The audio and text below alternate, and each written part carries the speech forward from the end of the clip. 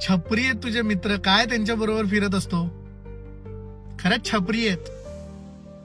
आमच्या एका मित्राची वाईफ आम्हाला बोलली होती, आमचा ग्रुप आहे मित्रांचा, शाळेतल्या मित्रांचा, त्यातल्या एका मित्राची वाईफ अशी म्हटली होती की तुझे मित्र छपरी आहेत, त्यांच्यामुळे तू वाया जाशील. वय वर्ष 35शीतले हवे. एक जण इंजिनियर आहे, एक जण स्वतःचा बिझनेस रन करतो, मी स्वतः गव्हर्नमेंट जॉबला आहे, तरी सुद्धा त्याची वाईफ आम्हाला काय बोलली? छपरी. आम्ही काही नाही बोललो, त्याच्याजवळ बोलली होती, तो सॉरी बोलला, आम्हाला सगळं झालं. काही वर्ष ते बाहेरगावी राहत आहेत. का? त्याचं कारण आहे की त्यांना स्वप्न बघितली त्यांनी खूप मोठं होण्याची. तिचंही स्वप्न होतं बाहेर देशात जाऊन राहायचं खूप मोठं, आणि त्यात चुकीचं काहीच नाहीये. दोघंही बाहेर गेले, बाहेर राहत आहेत. तर त्याचे वडील इथे असताना एक दिवस इमर्जन्सी आली आणि आमच्या मित्राला फोन केला आणि की अरे तुझ्या बाबांचं असं इमर्जन्सी आहे, काय करायचं वगैरे वगैरे. तर मग त्याची वाईफ पण घाबरली. ती म्हटली अरे काय झालं बाबांना, काय झालं? मग ते त्यांना समजलं की असं मायनर अटॅक वगैरे आलेला, इमर्जन्सी आलेली वगैरे वगैरे.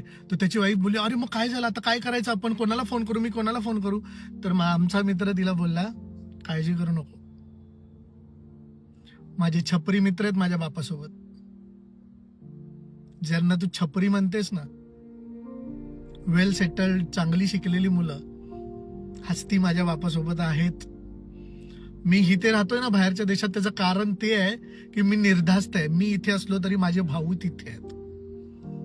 माझे भाऊ प्रत्येक क्षणाला, प्रत्येक मोमेंटला त्यांच्या सोबत आहेत.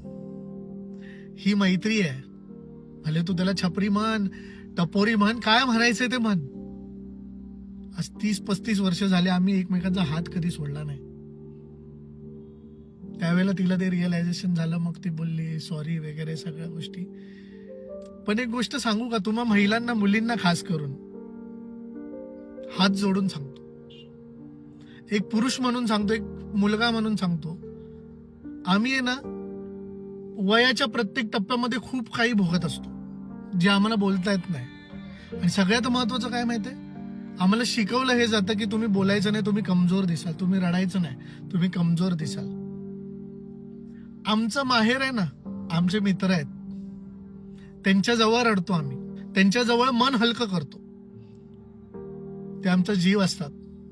म्हणून त्यांच्याकडे जाताना ना तुम्ही हा विचार करा की ह्या माणसाला आपण माहेरी जाण्यापासून रोखतोय, त्याच्यावर बंधन घालतोय.